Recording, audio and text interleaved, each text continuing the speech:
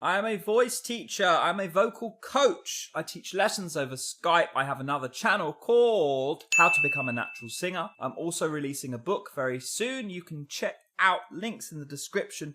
Good details about all of that great stuff. So today we've got something a little bit different. A singer that is a little bit different. We have Disturbed singing The Sound of Silence, which is an interesting cover. And we haven't had a voice like this for quite a while, so we'll be interested, and I'll be interested to press play and react. Please welcome Disturbed! Check this out, guys.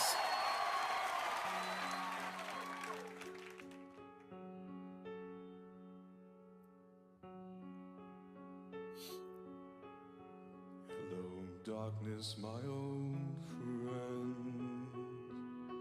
I've come to talk with you again. Yeah. Because a vision softly creeping. Not a little boy tenor, this. This is a big voice. Listen to the darkness and the richness in that tone. Yeah? It's a key thing. Mid-range male voices, baritones, however you want to describe them.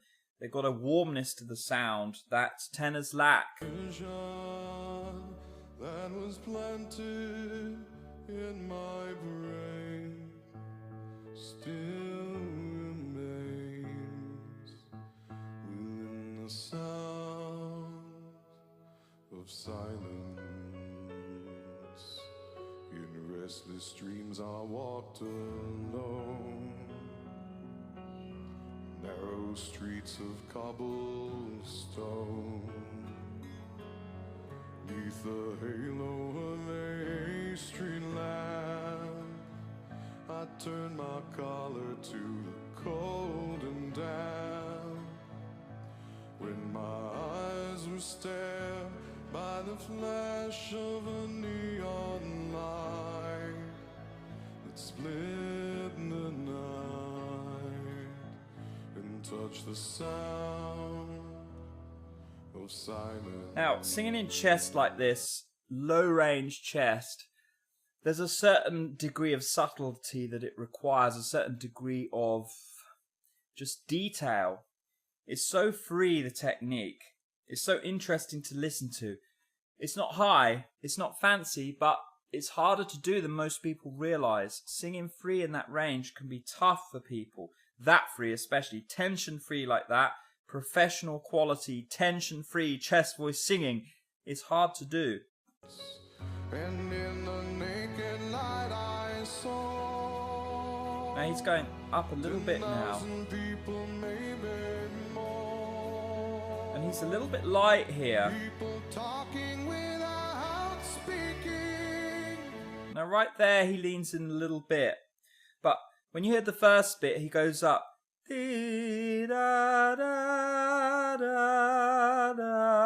It's in this light place. It's not as heavy as when he was down the octave. Yeah? When he leans in higher up, just at the end of that phrase, you start to hear some of that chesty rumble in the sound. That's fully compressed or going in that direction. But I want to be clear, he chooses a lighter compression level. I thought I'd muted my Twitter, but I haven't, so you have to put up with that background noise, unfortunately, because I'm not going to stop now. Yeah, when he chooses that lighter compression up higher, which a lot of big voices do, he's got more agility and a little bit more vulnerability into the sound. Now, no doubt he will lean in more, I'm assuming, as we go through this, but I just wanted to highlight that. His first option as he went up higher was a little bit lighter on the compression.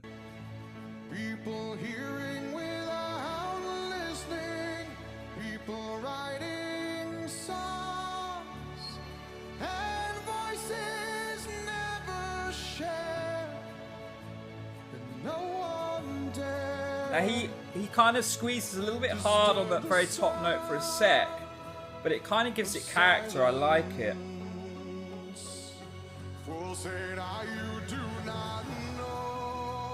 And he's getting a little bit more aggressive with it now. It's not that heavy.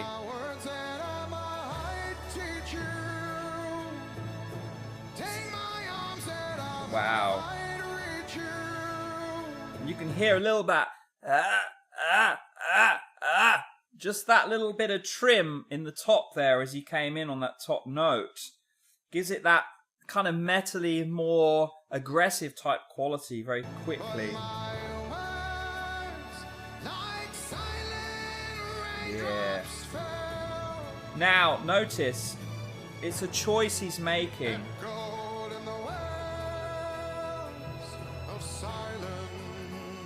And what I mean by that is this. He sung the same notes clean earlier, and then he grinds in a little bit. He's making a choice. It's not something that he's locked into like some singers we see, and it's a good choice.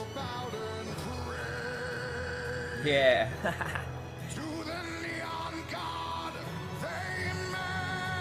Now he's really going into it.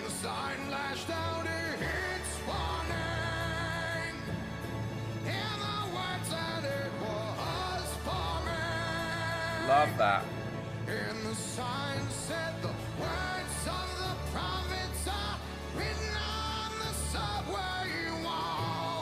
Yeah. Now listen to that clean up. There. There. Cleans it up, no problem. That shows there is an awareness, an independence between muscle groups. He's able to distinguish. Let's finish this up and then I'll talk. Yeah. I like that. Nice.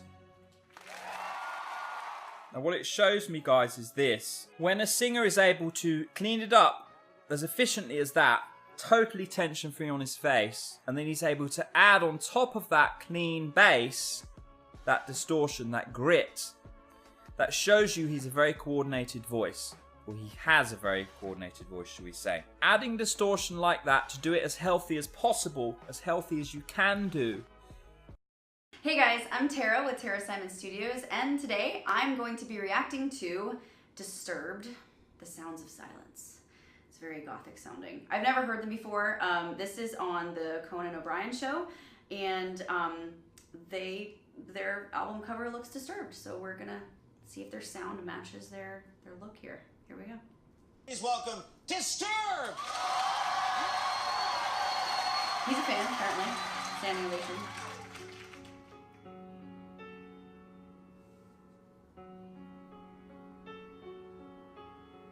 Hello, darkness, my old friend.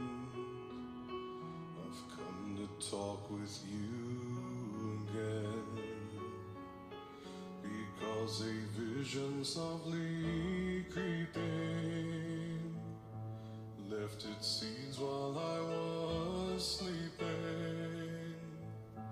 And the Vision, very nice. that was planted Planted though, in my not planted. brain still remains within the sound of silence. Oh, I know this song. In restless dreams I walked alone. Narrow streets of cobblestone. Neath the halo of a street lamp, Very cool sound. I turned my collar to cold and damp. When my eyes were stared by the flash of a neon light that split the night and touched the sound of silence. And in the naked light I saw. I don't know if you're hearing this, and I'm not 100% sure, but I feel like the mic that he's using might have some auto-tune like built into it. I don't know. It sounds a little bit like it's being tuned as it's coming out of his mouth. I could be wrong. I know that's a thing, but I'm not 100% sure if it's happening here, but it sounds like it might be. 10,000 people, maybe more. People talking with vowel there. People hearing without listening, people writing songs, and voices never share. It would have been a little easier for him there if instead of voices, if he did voices, just a little more space. What is going on with his chin? What is that? I don't I don't know what's going on there. Is that a piercing or is that hair? I gotta get a closer look. No one dare disturb the sound Pretty sound there. of silence. Yes. For say now you do not know. Silence like a cancer grows. Hear my words and I might teach you.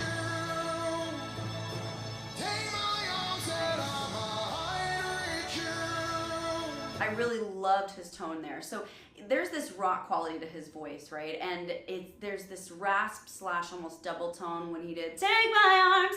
I can't do it there because it's not high enough for me, but it was really nice. And then he went into pure tone again, and when he said "reach you," he had a really nice pure vowel production that was really good, and it went back into that single rich tone that we're used to hearing from the beginning. Very nice.